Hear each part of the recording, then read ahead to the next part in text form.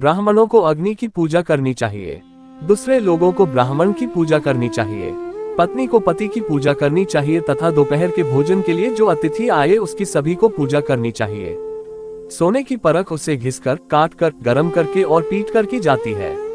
उसी तरह व्यक्ति का परीक्षण वह कितना त्याग करता है, उसका आचरण कैसा है, उसमें गुण कौन से हैं और उसका व्यवहार कैसा है, इससे होता है।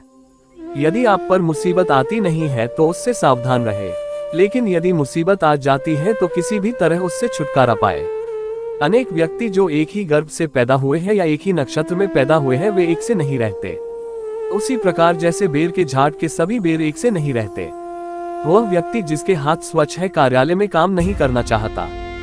जिसने अपनी कामना को खत्म कर दिया है वह शारीरिक श्रृंगार नहीं करता। जो आधा पड़ा हुआ व्यक्ति है वो मीठे बोल नहीं सकता।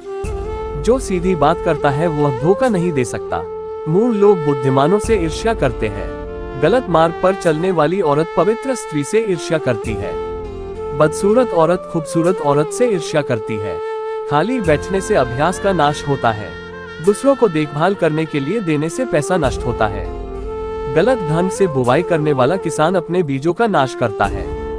यदि सेनापति नहीं है तो सेना का नाश होता है। अर्जित विद्या अभ्यास से सुरक्षित रहती है। घर की इज्जत अच्छे व्यवहार से सुरक्षित रहती है। अच्छे गुणों से इज्जतदार आदमी को मान मिलता है। किसी भी व्यक्ति का गुस्सा उसकी आंखों में दिखता है। धर्म की रक्षा पैसे से होती है। ज्ञान की रक्षा जमकर आजमाने से होती है। राजा से रक्षा उसकी बात मानने से होती है। घर की रक्षा एक दक्ष गृहिणी से होती है। जो वैदिक ज्ञान की निंदा करते हैं, शास्त्र सम्मत जीवन शैली की मजाक उड़ाते हैं, शांतिपूर्ण स्वभाव के लोगों की मजाक उड़ाते हैं, बिना किसी आवश्यकता के दुख को प्राप्त होते हैं। दान गरीबी को खत्म करता है। अच्छा आचरण दुख को मिटाता है। विवेक अज्ञान को नष्ट करता है। जानकारी भय को समाप्त करती है। वासना के समान दुष्कर कोई रोग नहीं। मोह के समान कोई शत्रु नहीं। क्रोध के समान अग्नि नहीं। स्वरूप ज्ञान के समान कोई बोध नहीं। व्यक्ति अकेले ही पैदा होता है, अकेले ही मरता है। अपने कर्मों के शुभ अशुभ परिणाम अकेले ही भोगता है। अकेले ही नरक में जाता है या सद्गति प्राप्त करता है। जिसने अपने स्वरूप को जान लिया उसके लिए स्वर्ग तो तिनके के समान है। एक पराक्रमी योद्धा अपने जीवन को तुच्छ मानता है। जिसने अपनी कामना को जीत लिया उसके लिए स्त्री भोग का विषय नहीं। उसके लिए संपूर्ण ब्रह्मांड तुच्छ है जिसके मन में कोई आसक्ति नहीं। जब आप सफर पर जाते हो तो विद्यार्जन ही आपका मित्र है। घर में पत्नी मित्र है। बीमार होने पर दवा मित्र है। अर्जित पुण्य मृत्यु के बाद एकमात्र मित्र है। समुद्र में होने वाली वर्षा व्यर्थ है। जिसका पेट भरा हुआ है उसके लिए अन्न व्यर्थ है। पैसे वाले आदमी के लिए भेंट वस्तु का कोई अर्थ नहीं। दिन के समय जलता दिया व्यर्थ है। वर्षा के जल के समान कोई जल नहीं। खुद की शक्ति के समान कोई शक्ति नहीं।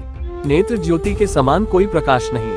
अन्न से बढ़कर कोई संपत्ति नहीं। निर्धन को धन की कामना, पशु को वाणी की कामना, लोगों को स्वर्ग की कामना, देव लोगों को मुक्ति की कामना। सत्य की शक्ति ही इस दुनिया को धारण करती है। सत्य की शक्ति से ही सूर्य प्रकाशमान है, हवाएं चलती है। सही में सब कुछ सत्य पर आश्रित है। लक्ष्मी जो संपत्ति की देवता है वह चंचला है। हमारी श्वास भी चंचला है। हम कितना समय जिएंगे इसका कोई ठिकाना नहीं। हम कहाँ रहेंगे ये भी पक्का नहीं। कोई बात यहाँ पर पक्की है तो यह है कि हमारा अर्जित पुण्य कितना है। आदमियों में नाई सबसे धूर्त है। कौवा पक्षियों में धूर्त है। लोमड़ी प्राणियों में धूर्त है। औरतों में लंपट औरत सबसे धूर्त है। ये सब आपके पिता है। 1. जिसने आपको जन्म दिया। 2. जिसने आपका यज्ञोपवीत संस्कार किया। 3. जिसने आपको पाया।